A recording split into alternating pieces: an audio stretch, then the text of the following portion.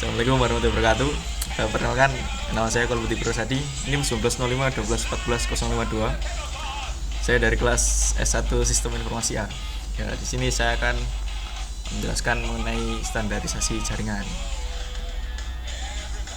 Ya, sebelumnya itu kita harus mengetahui apa itu perbedaan OSI dan juga TCP atau IP.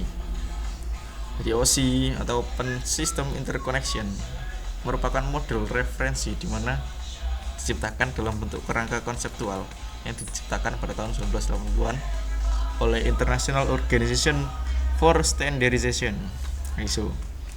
Nah, kemudian ada Transmission Control Protocol atau Internet Protocol, merupakan suatu standar komunikasi yang digunakan untuk bertukar data antar komputer oleh suatu komunitas yang tergabung melalui jaringan internet.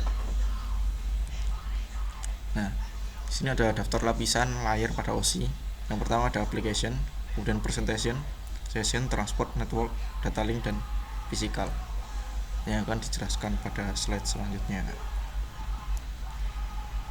Nah, protokol yang bekerja di OSI layer tadi ada application layer, merupakan suatu layanan aplikasi, kemudian dia juga sangat dekat dengan user, lalu dia menyediakan user interface ke jaringan melalui aplikasi.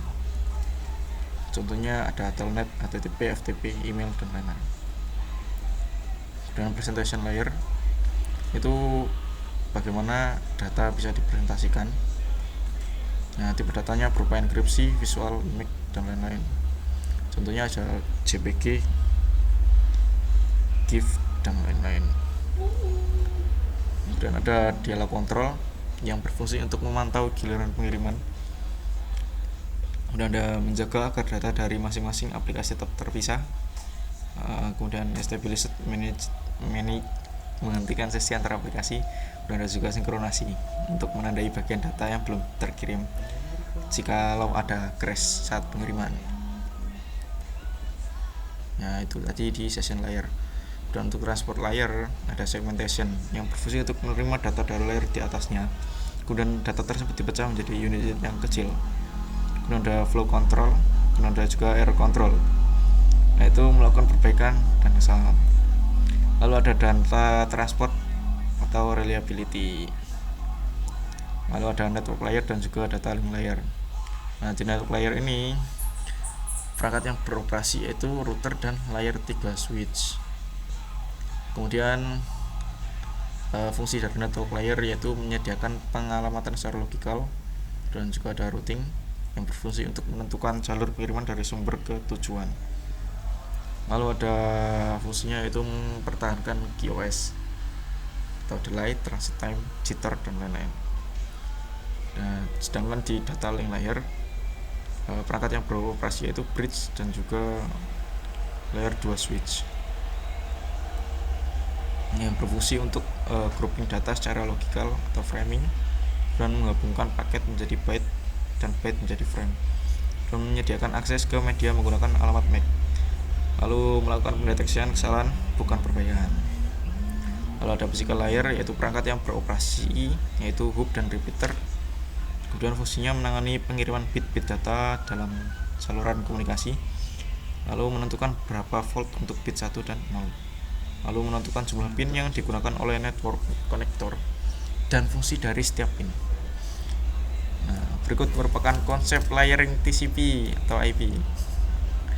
Ya, jadi Transmission Control Protocol atau Internet Protocol merupakan suatu standar komunikasi yang digunakan untuk bertukar data antar komputer oleh suatu komunitas yang tergabung melalui jaringan internet. Nah, lalu akan dijelaskan layer. Jadi ini ada layer application, merupakan tanda data pada pengkodean pengguna dan kontrol kontak dialog. Kemudian ada transport yaitu pendukung komunikasi antar berbagai perangkat melalui berbagai jaringan. Dan ada network yang berfungsi untuk menentukan jalur optimal untuk melalui jaringan. Dan ada network interface yang berfungsi untuk mengontrol perangkat keras dan media. Nah, lalu kita akan masuk ke network protokol. Ada secure cell atau SSL, Itu protokol jaringan yang memungkinkan pertukaran data secara aman antara dua komputer. Kemudian ada Post Office Protocol version 3 atau POP3, merupakan protokol yang digunakan untuk mengambil email dari email server. Kemudian ada Internet Message Access Protocol atau IMAP, yaitu protokol standar untuk mengakses atau mengambil email dari server. Lalu ada Internet Control Message Protocol atau ICMP. Nah, ICMP ini utamanya digunakan oleh sistem operasi komputer jaringan. Lalu ada HTTPS, yaitu merupakan versi aman dari HTTP, ya, protokol komunikasi yang biasa digunakan untuk WWW. Lalu ada UDP dan TCP. Di UDP merupakan kepanjangan dari User Data Program. UDP memiliki karakter unreliable dan tanpa koneksi antar satu atau beberapa host dalam jaringan TCP/IP. Sedangkan TCP membuat pengguna komputer bisa masuk dengan mudah menggunakan komputer kedua atau ketiga cukup dengan satu jaringan. Nah, di sini akan dijabarkan perbedaan antara TCP dan UDP. Jadi di TCP dia membutuhkan koneksi, sedangkan UDP tanpa koneksi. Kemudian TCP dia mengirimkan datanya secara berurutan, sedangkan UDP mengirimkan data secara tidak berurutan. Dan TCP mengandalkan keutuhan data, sedangkan UDP mengandalkan kecepatan proses pengiriman data. TCP terdiri dari port dengan 16 bit, sedangkan UDP hanya 3 jenis port. TCP lebih mudah dioperasikan, sedangkan UDP butuh waktu untuk memahami proses kerja UDP. Lalu ada macam-macam port. Yang pertama ada well-known port, merupakan daftar nomor port yang telah diketahui secara umum untuk pemakaian suatu layanan. Untuk itu, well-known port tidak dapat digunakan oleh layanan lainnya. Nah, well-known port yang pada awalnya berkisar antara 0 hingga 255 kemudian diperlebar untuk mendukung antara 0 sampai 1023. Lalu ada registered port, merupakan fungsi port yang digunakan oleh vendor-vendor komputer atau jaringan yang berbeda untuk mendukung aplikasi dan sistem operasi yang mereka buat. Nah, range atau jangkauan registered port berkisar antara 1024 hingga 4951.